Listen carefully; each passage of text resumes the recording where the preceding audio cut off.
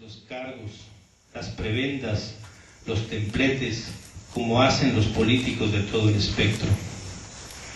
Tal vez deberíamos, como los dirigentes de la ciudad histórica y de otras organizaciones campesinas, recibir privilegios y paga en proyectos y apoyos, quedarnos con la mayor parte y dejar a las bases solo unas migajas a cambio de que cumplan las órdenes criminales que vienen de más arriba.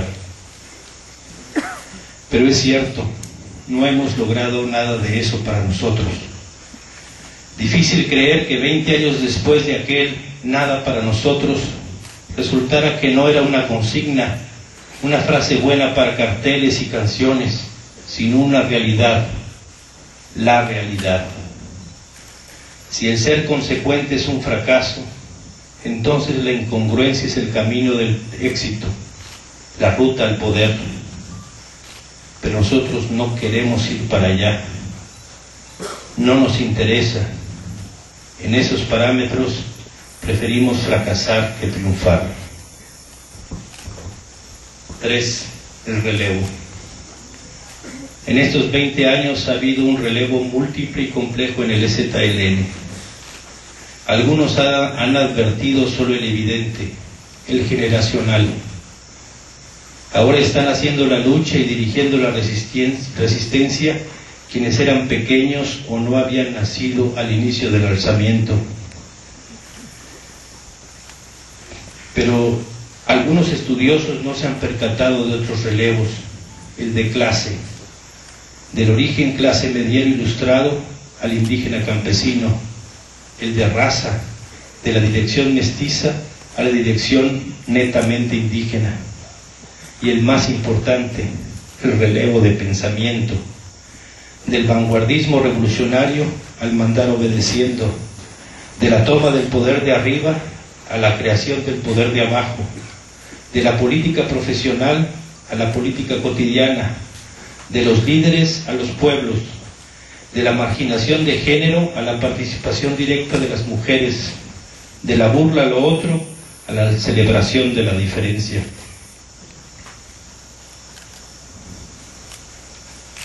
No me extenderé más sobre esto porque ha sido precisamente el curso, La libertad según los zapatistas, la oportunidad de constatar si en territorio organizado vale más el personaje que la comunidad. En lo personal, no entiendo por qué gente pensante que afirma que la historia la hacen los pueblos se espante tanto ante la existencia de un gobierno del pueblo donde no aparecen los especialistas en ser gobierno. ¿Por qué les da terror el que sean los pueblos los que manden, los que dirijan sus pasos propios?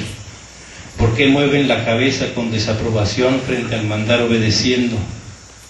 El culto al individualismo encuentra en el culto al vanguardismo su extremo más fanático. Y ha sido eso precisamente, el que los indígenas manden y que ahora un indígena sea el vocero y jefe, lo que los aterra, lo que los aleja, y finalmente se van para seguir buscando a alguien que precise de vanguardias, de caudillos y líderes, porque también hay racismo en la izquierda, sobre todo en la que se pretende revolucionaria. El EZLN no es de esos, por eso no cualquiera puede ser zapatista. 4. Un holograma cambiante y a modo, lo que no será. Antes del amanecer de 1994, pasé 10 años en estas montañas. Conocí y traté personalmente a algunos en cuya muerte morimos un mucho. Conozco y trato desde entonces con otros y otras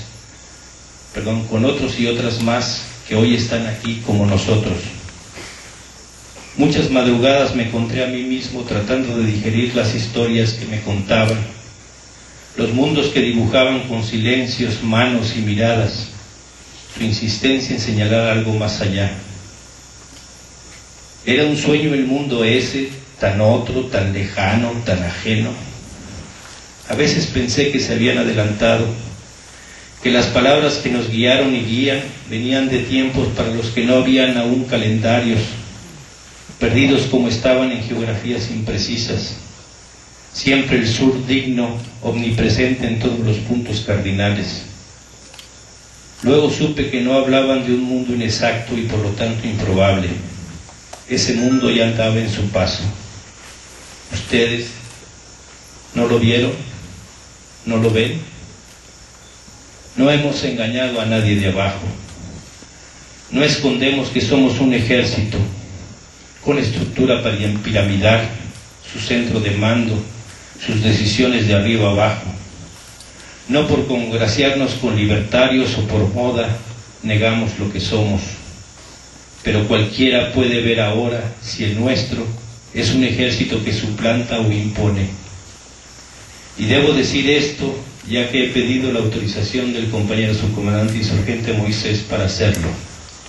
Nada de lo que hemos hecho, para bien o para mal, hubiera sido posible si un ejército armado, el Zapatista de Liberación Nacional, no se hubiera alzado contra el mal gobierno, ejerciendo el derecho a la violencia legítima, la violencia del de abajo frente a la violencia del de arriba. Somos guerreros y como tales sabemos cuál es nuestro papel y nuestro momento. En la madrugada del día 1 del mes del año de 1994, un ejército de gigantes, es decir, de indígenas rebeldes, bajó a las ciudades para con su paso sacudir el mundo. Apenas unos días después, con la sangre de nuestros caídos aún fresca en las calles, nos dimos cuenta que los de afuera no nos veían. Acostumbrados a mirar desde arriba, los indígenas no alzaban la mirada para mirarnos. Acostumbrados a vernos humillados, su corazón no comprendía nuestra digna rebeldía. Su mirada se había detenido en el único mestizo que vieron con pasamontañas, es decir, que no miraron. Nuestros jefes y jefas dijeron entonces: solo ven lo pequeño que son, hagamos a alguien tan pequeño como ellos, que a él lo vean y que por él nos vean. Empezó así una compleja maniobra de distracción, un truco de magia terrible y maravilloso, una maliciosa jugada del corazón indígena que somos. La sabiduría indígena desafiaba la modernidad en uno de sus bastiones, los medios de comunicación. Empezó entonces la construcción del personaje llamado Marcos. Les pido que me sigan en este razonamiento. Supongamos que es posible otra forma de neutralizar a un criminal. Por ejemplo, creándole su arma homicida, hacerle creer que es efectiva, combinarlo a construir, en base a esa efectividad, todo su plan para que en el momento en que se prepara para disparar, el arma vuelva a ser lo que siempre fue, una ilusión. El sistema entero, pero sobre todo sus medios de comunicación, juegan a construir famas para luego destruirlas si no se pliegan a sus designios. Su poder residía, ya no, han sido desplazados en eso por las redes sociales, en decidir qué y quién existía en el momento en que elegían, qué nombraban y qué callaban. En fin, no me hagan mucho caso. Como se ha demostrado en estos 20 años, yo no sé nada de medios masivos de comunicación. El caso es que el SUB pasó de ser un vocero a ser un distractor.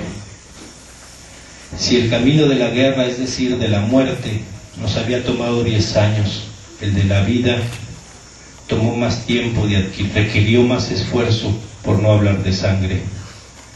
Porque aunque no lo crean, es más fácil morir que vivir. Necesitábamos tiempo para ser y para encontrar a quien supiera vernos como lo que somos. Necesitábamos tiempo para encontrar a quien nos viera no hacia arriba, no hacia abajo, que de frente nos viera, que nos viera con mirada compañera. Les decía que empezó entonces la construcción del personaje. Marcos un día tenía los ojos azules, otro día los tenía verdes, o cafés, o miel, o negros. Todo dependía de quién hiciera la entrevista y tomara la foto. Así fue reserva en equipos de fútbol profesional, empleado en tiendas departamentales, chofer, filósofo, cineasta y los etcéteras que pueden encontrar en los medios de paga de esos calendarios y en diversas geografías. Había un Marcos para cada ocasión, es decir, para cada entrevista. Y no fue fácil, créanme. No había entonces Wikipedia. Y si venían del Estado español, tenía que investigar si el corte inglés, por ejemplo, era un corte de traje típico de Inglaterra, una tienda de abarrotes o una tienda departamental. Si me permiten definir a Marcos, el personaje, entonces diría sin titubear que fue una botarga. Digamos que, para que me entiendan, Marcos era un medio no libre. Ojo, no es lo mismo que ser un medio de paga. En la construcción y mantenimiento del personaje tuvimos algunos errores. Es de humanos el errar, dijo el herrero. Durante el primer año agotamos, como quien dice, el repertorio de Marcos posibles. Así que para inicios de 1995 estábamos en apuros y el proceso de los pueblos estaba en sus primeros pasos.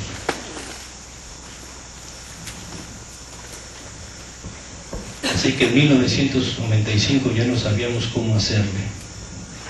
Pero entonces es cuando Zedillo, con el pan de la mano, descubre a Marcos con el mismo método científico con que encuentra osamentas, es decir, por delación esotérica.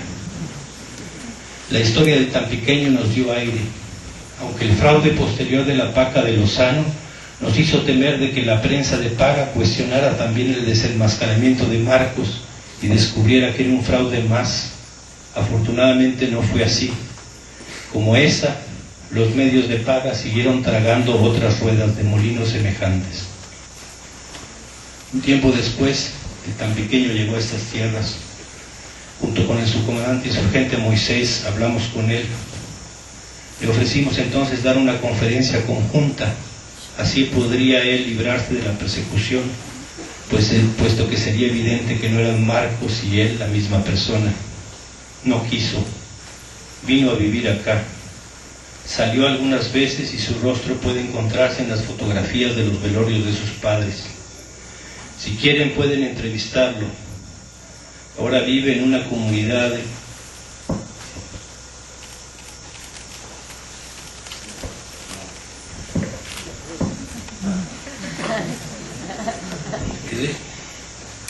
no quiere que sepan dónde me lo vive.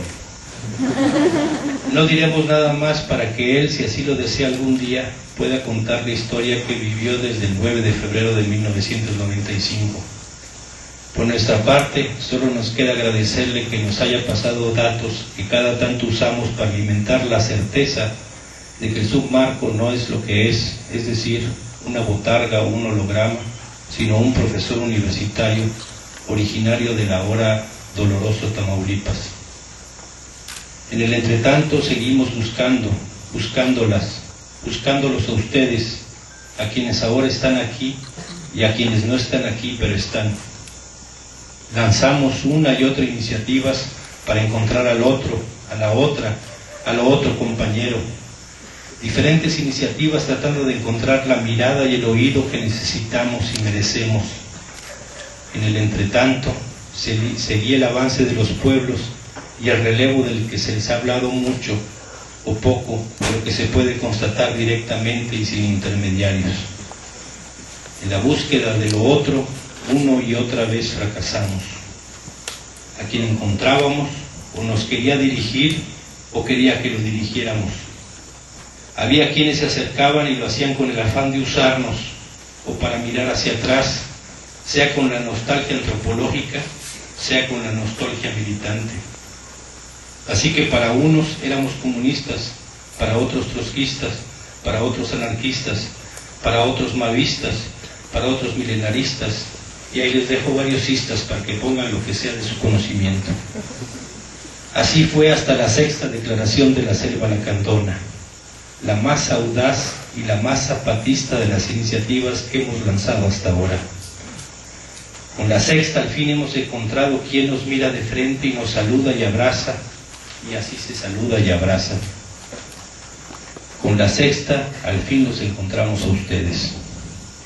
Por fin, alguien que entendía que no buscábamos ni pastores que nos guiaran, ni rebaños a los cuales conducir a la tierra prometida, ni amos ni esclavos, ni caudillos ni masas sin cabeza.